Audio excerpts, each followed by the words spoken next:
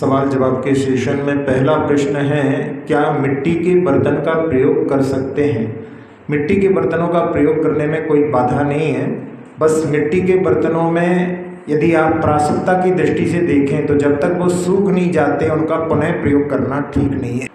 यानी जब आप यदि पानी भरने के लिए उसका प्रयोग करते हैं तो उसके जो छिद्र होते हैं उनमें पानी भरा रह जाता है। यदि साधु के लिए भी आप उसका यदि दान करना चाहें, आहारदान के लिए उसका प्रयोग करना चाहें तो उसमें पानी जो है भर करके आप चला सकते हैं, लेकिन बाद में उसको जब सुखाएंगे उसके लिए, तब जब वो सूख जाएगा फिर उसके बाद में 24 घंटे के बाद में उसका पुनः प्रयोग कर सकते हैं। आजकल बहुत सारे ऐसे लोग हो गए हैं जहाँ पर मिट्टी के कुकर तक जो है बना करके उनका प्रयोग हो रहा है। लोहे के जो बर्तन होते हैं वो भी जो है आयरन आदि की कमी को दूर करने के काम में आते हैं। पीतल और कांसे के बर्तन भी जो है पुराने ज़माने में यूज़ होते थे, वो भी जो है स्वास्थ्य के लिए अच्छे होते थे। बस केवल जो खट्टी चीज़ें होती, नींबू आदि का प्रयोग उनमें वहाँ पर कड़वापन ला देता है। बाकी सबसे खराब धातु है एल्यूमिनियम, उसका जो है बहुत सारा प्रयोग होता है। और साथ ही साथ में जो यानी ये तो खराब की धातुओं में, अच्छी धातुओं में जो है सोने चांदी के भी पात्र जो होते हैं वो भी जो है स्वास्थ्य की दृष्टि से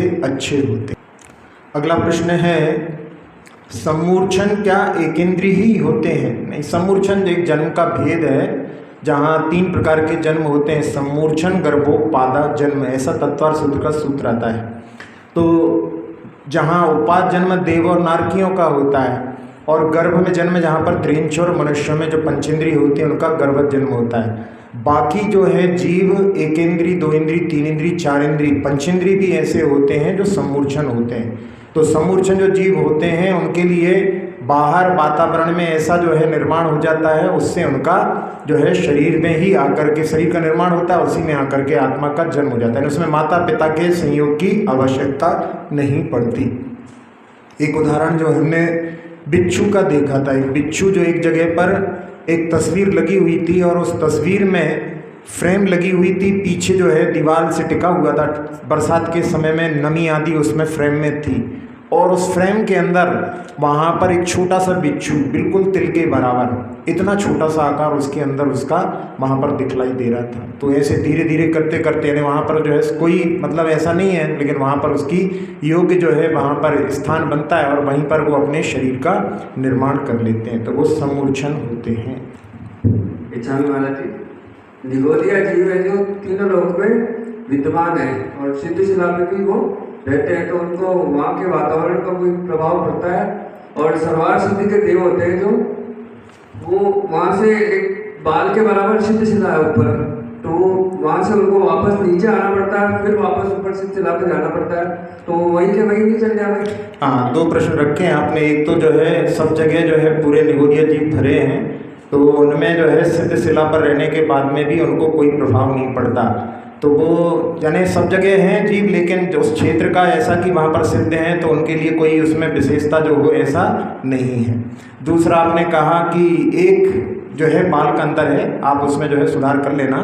12 योजन का अंतर है, जहाँ जो 5 आखिरी विमान हैं उससे सर्वार सिद्धि आदि वहाँ से 12 योजन, क्योंकि जैसे लोक की रचना है वहाँ पर लोक की रचना में ग्रीविक, जहाँ पर ग्रीवा है वहाँ पर 9 ग्रीविक होते हैं, ठोटी जहाँ पर है वहाँ पर 9 अनुदिश होते हैं, जहाँ मुख है वहाँ पर 5 अनुत्तर होते हैं और ये मस्तक जो है वो वहाँ पर सिद्ध शिला होती है। तो इसके बीच में 12 योजन का अंतर है, लेकिन फिर भी बहुत पास है। जहाँ 12 योजन और 7 राजू 12 योजन की तुलना में बहुत ज़्यादा है। असंख्यात योजन का एक राजू होता है, तो उसमें 12 योजन कुछ भी नहीं है, एक बाल के समान भी आप उसमें तुलनात्मक लगाओ तो लगा सकते हैं। लेकिन जहाँ जैसे पोस्ट ऑफिस में, जहाँ पोस्ट ऑफिस से ही डाक का वितरण होता है, आपने यदि बीच में जहाँ पोस्ट बॉक्स है, एक तरफ घर में रहने वाला व्यक्ति यदि उसमें पोस्ट डालता है और बगल वाले घर में उसकी डिलीवरी होनी है और 10 किलोमीटर दूर यदि पोस्ट बॉक्स होता है, पोस्ट ऑफिस होता है, तो पहले वहाँ से पोस्ट बॉक्स से जो कलेक्ट करके पोस्ट ऑफिस लाया जाता है, फिर बाद में भले ही 10 किलोमीटर जा करके पोस्ट को बांटा जाता है। तो इसी प्रकार से ये मध्य लोक जो है, यहाँ पर सेंट्रल स्टेशन है, यहीं से जो है मुक्ति हो सकती है। और कहीं संसार में कोई जीव वहाँ बिल्कुल जैसे मोक्ष के पास में भी हो तो भी वो वहाँ से मुक्त नहीं हो सकता। मुक्ति होने के लिए तो उसको इसी धरा पर आना पड़ेगा, यहीं से मुक्ति हो सकती है। इसलिए उसको जो है इतना वहाँ पर जाना पड़ेगा क्या, एक समय में आत्मा इतनी हल्की हो जाती है कि एक समय में 7 राजू ऊपर पहुँच जाती है। भगवान जितना जानते हैं उसका जो है अनंतवा भाग केवल बतलाते हैं, तो उसमें भी अनंत बहुभाग तो वो बतलाते ही नहीं है। और जितना वो बतलाते हैं उसके अनंतवें भाग को गणधर स्वामी ग्रहण करते हैं, और उसको जितना ग्रहण करते हैं उसकी पूरी रचना नहीं करते, उसके भी अनंतवें भाग को वो श्रुत में निबद्ध करते हैं। और वो श्रुत जो होता है, द्वादशांग जो होता है, वो इतना विस्तृत होता है कि जिसके लिए उपमा के लिए कि 12 घड़े हैं और सारे घड़े अलग अलग आकार के हैं, दुगने दुगने आकार के।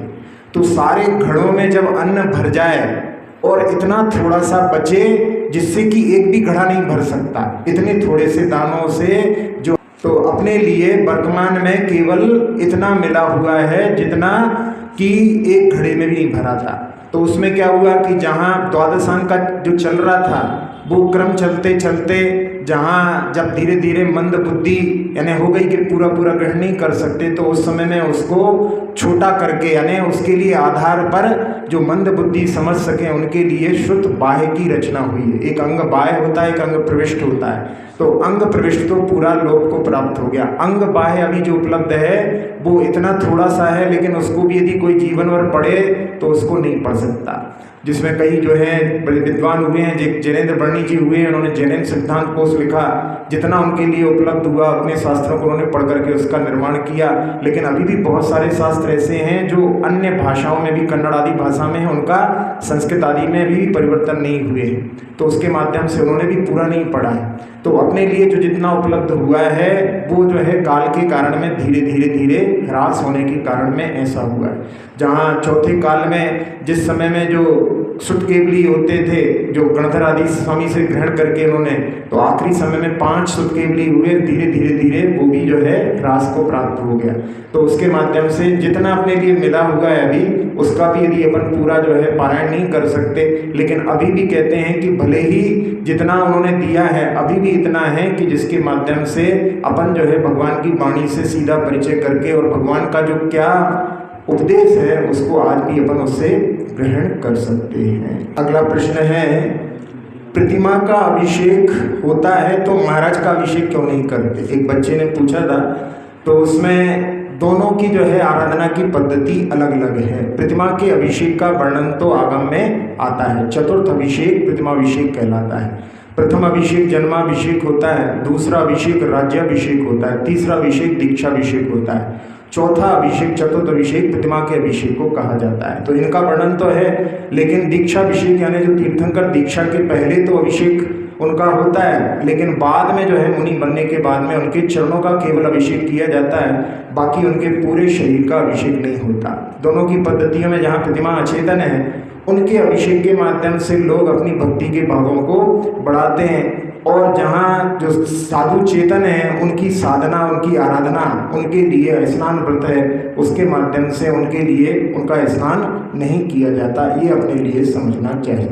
अगला प्रश्न है, कोई आध्यात्मिक ग्रंथ पढ़ते ही आंसू आने लगते हैं, क्या करें?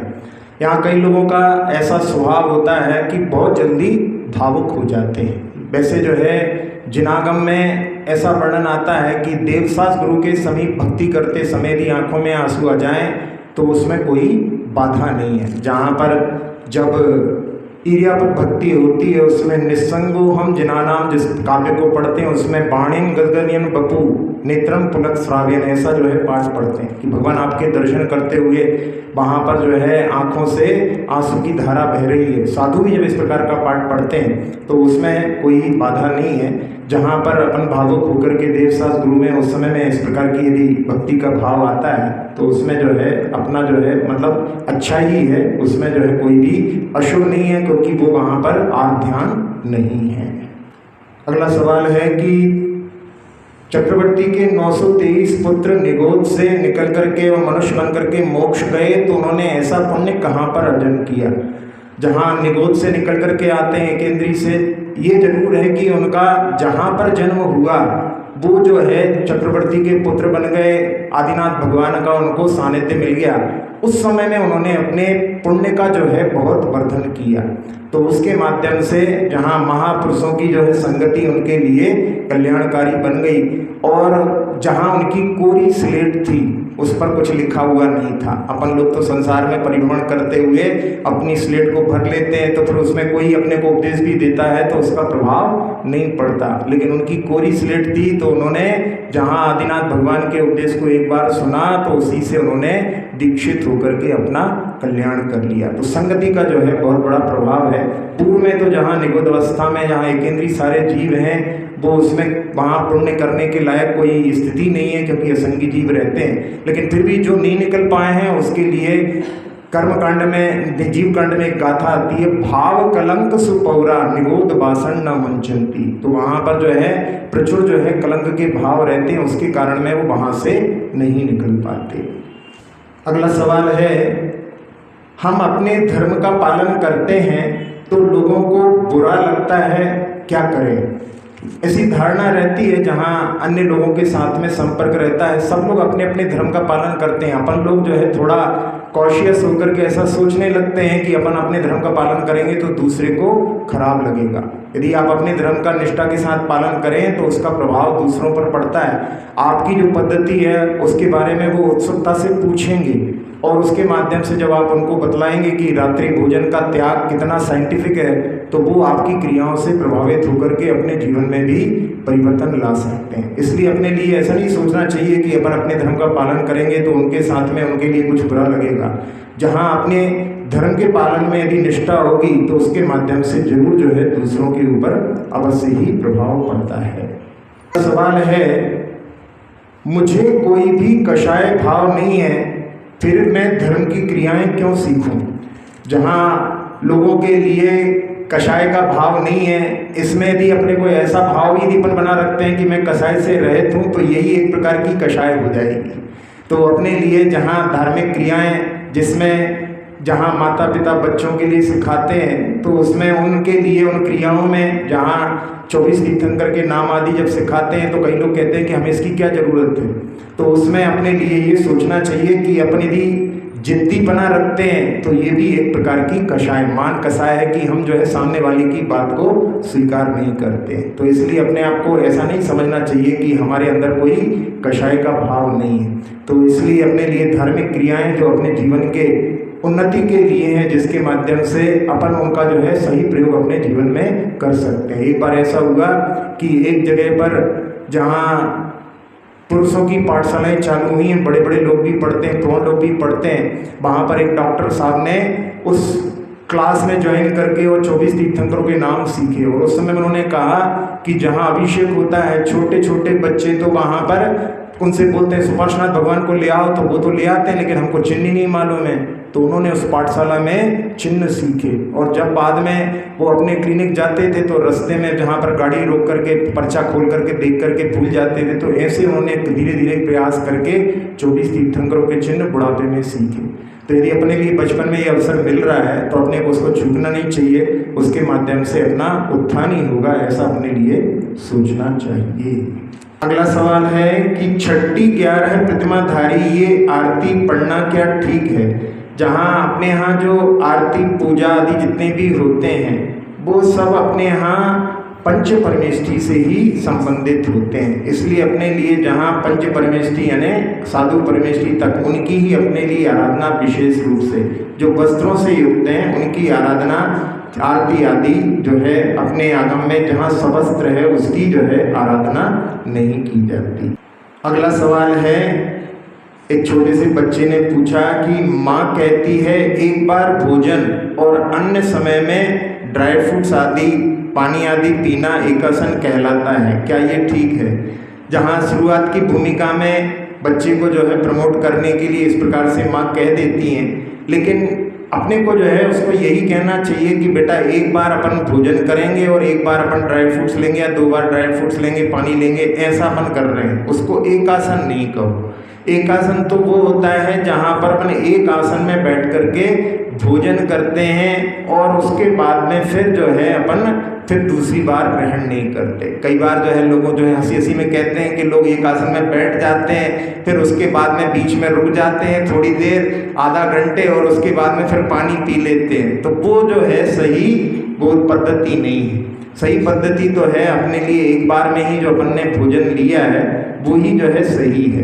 जहाँ कई लोग कहते हैं कि मंजन आदि भी जो है बैठे बैठे ही करते हैं, ऐसा नहीं। मंजन आदि तो खड़े, मंजन में जो है भोजन नहीं है, मंजन आदि खड़े होकर के कर सकते हैं, और उसके बाद में अपन आसन लगा करके जहाँ बैठ रहे हैं वहाँ पर अपने लिए जो है एक बार में अपने को जितना यदि अपन ले सकते हैं उतना ही जो है अपने लिए ग्रहण करने की जो है आदत बनाना चाहिए। वैसे ही जैसे आप लोगों ने आरिकाओं के भी आहार देखे हैं, जहाँ बैठ करके जो तिलक शुल्क भी आहार करते हैं उनके भी आहार देखे हैं, तो जिस प्रकार से वो आहार करते हैं वैसी ही पद्धति, क्योंकि ये जो एकासन भी होता है उसके माध्यम से अपने को शिक्षावृत्त जैसा कि अपने को भी उनके जैसा जो है एक दिन अपन वैसा भोजन करके देखें, तो उसके माध्यम से अपन यदि करेंगे। एक बार हमने बतलाया था कि एक जगह पर जहाँ शाम को जो है 4-5 बजे मंदिर में रुके रहते हैं और 4-5 बजे मंदिर से घर जाते हैं, जिससे कि जो है घर पहुंचेंगे भोजन कर लेंगे तो शाम को भूख लगेगी, इसलिए शाम को ही भोजन करते हैं। तो वो सही पद्धति नहीं है। जहाँ पर एक बार जो साधुओं की बेला का समय है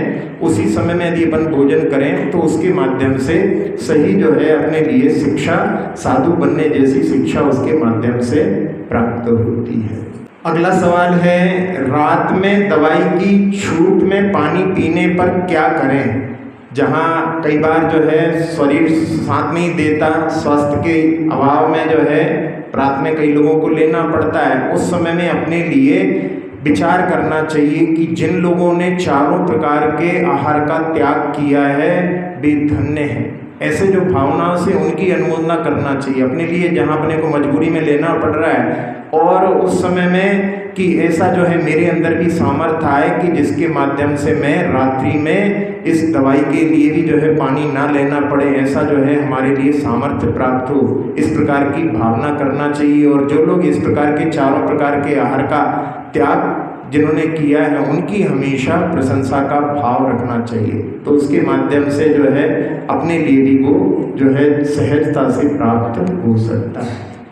अगला सवाल है, जल उपवास भी क्या उपवास कहलाता है? हाँ, जल उपवास के लिए भी एक उपवास की संज्ञा दी गई है, लेकिन जब यदि अपन एक उपवास करते हैं तो उस समय में अपने लिए तो खालिश उपवास करने का प्रयास करना चाहिए। मौसम की बात अलग है, गर्मी आदि में यदि करते हैं तो उस समय में जल ले लेते हैं, लेकिन जब एक ही उपवास कर रहे हैं तो उसमें खालिश उपवास करने का अपने लिए प्रयास करना चाहिए। जहाँ जो बहुत उपवास लंबे करते हैं 10-16 आदि उपवास करते हैं, उसके बीच में वो 3-4 दिन बाद या प्रतिदिन भी यदि जल लेते हैं तो वो लंबे उपवासों के लिए जो है जल उपवास वहाँ पर उनके लिए लंबे उपवास करने में सहायता प्रदान कर सकता है, वो वहाँ पर ठीक है। लेकिन जहाँ यदि एक ही उपवास कर रहे हैं तो उसमें अपने लिए फर्स्ट जो चॉइस तो हमेशा जहाँ पर खालिश यानी उसमें कुछ भी अपने को ग्रहण नहीं करना, क्योंकि जल भी एक आहार है, तो उसमें जो है जलोपवास उसको संज्ञा भले ही दी गई है, लेकिन अपने लिए उसको करने का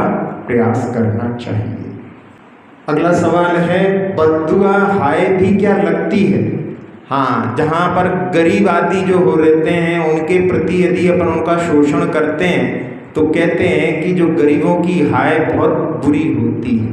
तो क्योंकि धन आदि अपने किसी का शोषण किया है और जो गरीब होते हैं वो वहाँ पर सतत जो है उसके बारे में विचार करते हैं, उनकी जो है नेगेटिव ऊर्जा जो है वहाँ से प्रसारित होती है, क्योंकि धन भी जो है 11वें प्राण के रूप में माना गया है। धन के माध्यम से अन्न आता है और अन्न को प्राण कहा है, तो अन्न से शरीर चलता है, तो इसलिए जो है धन को भी 12वां प्राण 11वां प्राण जो है अन्न को कहा है, तो इसलिए जो है धन प्राण होता है। तो जहाँ गरीब लोगों के धन का यदि अपन शोषण करते हैं तो उसके माध्यम से उनकी जो है बद्दुआ हाय आदि का प्रभाव जो है, क्योंकि अपन ने किसी का दिल दुखाया है तो उसके माध्यम से वो अपने लिए पीड़ित तो अवश्य करेगा, तो उसमें अपन को जो है कर्म सिद्धांत के माध्यम से भी विचार करके और जो है इससे जो है बचने का प्रयास करना चाहिए।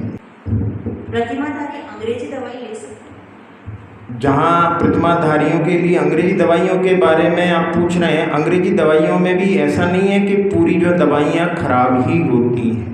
और आयुर्वेद में भी अपन सोचते हैं कि आयुर्वेद है तो सारी दवाइयाँ लेने योग्य हैं, ऐसा भी नहीं है। तो उसमें जहाँ यानी पूछ करके उसके बारे में उसका कैसे जो है निर्माण हुआ है, उसमें उसका जो है ध्यान रख करके, जहाँ पर जो है अंग्रेजी दवाइयों में भी कुछ दवाइयाँ ऐसी होती हैं जो कि जो है शरीर में अपने लिए जो है मतलब किसी एलिमेंट से नहीं बनाई गई हैं, उनका प्रयोग जो है कर सकते हैं। महाराज जी, सूरज भगवान की शांति धारण कराई जाती है और शांति धारण में शांति धारण कराने वाले के परिवार का पूरा नाम 2 बार लिया जाता है, तो क्या ये आगम के अंदर इस तरह का उल्लेख है? हाँ, वैसे उसमें जो है ना शांति धारा में तो कई बार जो है अस्माकम शब्द आता है, तो जितनी बार अस्माकम आता है उतनी बार उसमें नाम लेने के लिए जगह छोड़ी गई है। तो जहाँ जिसकी जो शांति धारा हो रही है उसमें उसका नाम बोला जाता है। हम तो जो है जहाँ रहते हैं वहाँ पर कोशिश ये करते हैं कि भाई एक बार जो है नाम आप लोग बोल सकते हैं, लेकिन कई कई जगह पर जो है 2-2 3-3 बार भी नाम बोलते हैं। तो जहाँ जिसमें कि जहाँ किसी के लिए व्याधि आदि होती है उसके नाम को जो है उच्चारण वहाँ पर करने से उसके लिए अपन विशेष रूप से उसकी जो है दूर हो इस प्रकार की भावना उसमें करते हैं। और जहाँ जो शांति धारा लेता है वो भी अपने नाम के लिए वहाँ पर जो है उसमें जब स्थान है तो वहाँ पर उसका जो है उच्चारण करने में कोई बाधा नहीं है। हाँ, नहीं मतलब वो नहीं है, इतनी बार हो तो फिर तो कई बार जो है बोरियत सी लगने लगती है। तो उसमें एक बार तो जो है मतलब जहाँ पर जो है उसमें उच्चारण करते हैं तो उसका जो है निषेध अपने लिए नहीं करना चाहिए। जब उसको शांति धारा को इसी प्रकार से निर्माण किया गया है जिसमें कि जहाँ पर अपन उनके नामों का उच्चारण कर सकते हैं तो उसमें कोई बाधा नहीं है। अगला सवाल है, शंका जिज्ञासा क्या जीव का अनुजीवी गुण है? अनुजीवी गुण वो कहलाता है जो जीव के साथ में हमेशा लगा रहता है। ये शंका जिज्ञासा जो होती है ये केवल छद्मस्त में होती है। छद्मस्त यानी जब तक ज्ञान अपना पूर्ण नहीं है तब तक ही ये शंका जिज्ञासा उत्पन्न होती है, जानने की इच्छा उत्पन्न होती है। जहाँ पूर्ण ज्ञान हो जाता है, केवल ज्ञान हो जाता है, तब उस समय में कोई जब सब कुछ जान लिया है तो फिर जानने की इच्छा कहाँ से रहेगी। तो इसलिए छद्मस्त में जो है इसको अपन जो है कह सकते हैं, लेकिन ये उसका अनुजीवी गुण नहीं है। अनुजीवी गुण तो ज्ञान है, लेकिन जो जानने की इच्छा है वो केवल छद्मस्त में ही होती और सबको हो ये भी जरूरी नहीं। जहाँ पर अपना जो ज्ञान का क्षयोक्षम हो, जिसमें ईहा यानी इच्छा उत्पन्न होती है कि ये क्या है, ऐसा जो इसका जब अपने पास में क्षयोक्षम नहीं होगा तब तक जो है प्रश्न भी उत्पन्न नहीं होंगे। तो जो लोग प्रश्न करते हैं, कई बार जो है लोग सोच सकते हैं कि कितने प्रश्न करता है, अरे भाई उनके ज्ञान का क्षयोक्षम विशेष है, उसके माध्यम से वो प्रश्न कर रहे हैं। अपने पास में क्षयोक्षम नहीं है तो अपने को जिनके पास में क्षयोक्षम है उसके प्रति जो है कि भाई अपने ज्ञान का सदुपयोग कर रहे हैं, ऐसी अपने को सद्भावना रखनी चाहिए। नहीं तो कई बार अपन जो है इसके माध्यम से यदि अपन इस प्रकार का उल्टा भाव सोचेंगे तो उसके माध्यम से अपन अपने ही ज्ञान को आवृत करेंगे। इसलिए अपने को जो है इसको भी समझना चाहिए, जिसके पास में क्षयोक्षम होगा वो ही जो है प्रश्न कर सकता है, सबके बस की बात नहीं है। अगला सवाल है, शांति धारा को हे कहते हैं, क्या ये ठीक है? शांति धारा को लोग जो पसंद नहीं करते वो कहते हैं कि शांति धारा जो है करना ठीक नहीं है। तो ये जो है जहाँ शांति धारा में उसके स्वरूप को नहीं समझने के कारण में ऐसा होता है। शांति धारा में जहाँ पर छिंदी छिंदी बिंदी बिंदी कहा जाता है वहाँ पर बहुत सारी बीमारियाँ जो सारे संसार के प्राणियों को दुख देती हैं उनका नाश हो, ऐसी भावना है। तो उसके माध्यम से वो जो है अपाय विच्छेद धर्म ध्यान है, यानी लोगों का दुख दूर हो, ऐसी दृष्टि उनके लिए ज्ञात नहीं है, इसलिए उनका ऐसा भाव होगा। लेकिन अपने के लिए कि उनको अच्छी लगे, कोई किसी के लिए कोई चीज़ अच्छी लगे, उसकी अपने को चिंता क्या है। अपने को यदि अच्छी लगती है तो अपन करते हैं, यदि कोई को नहीं अच्छी लगती, अपने ऐसे कहने से भी उनके लिए अच्छी लगे इसका भी कोई जरूरी नहीं है, भरोसा नहीं है। इसलिए अपने को जो अच्छा लगता है उसमें अपने लिए करते रहना चाहिए। लोग जो है पसंद नहीं करते, ये उनकी अपनी चॉइस है। अक्षर पद मात्रा से दूषित वचन अगर ममहीन रहे,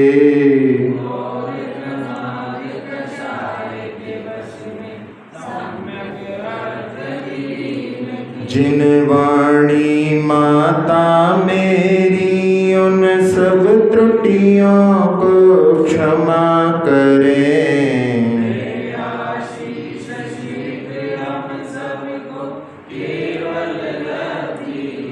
प्राप्त हमें हो बोधि समाधि परिणामों की शुद्धि हो।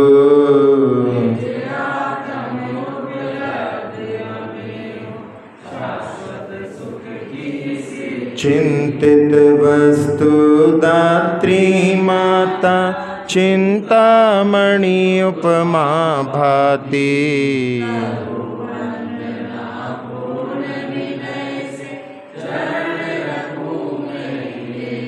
कर जिन वाणी स्तुति तन की ममता टार।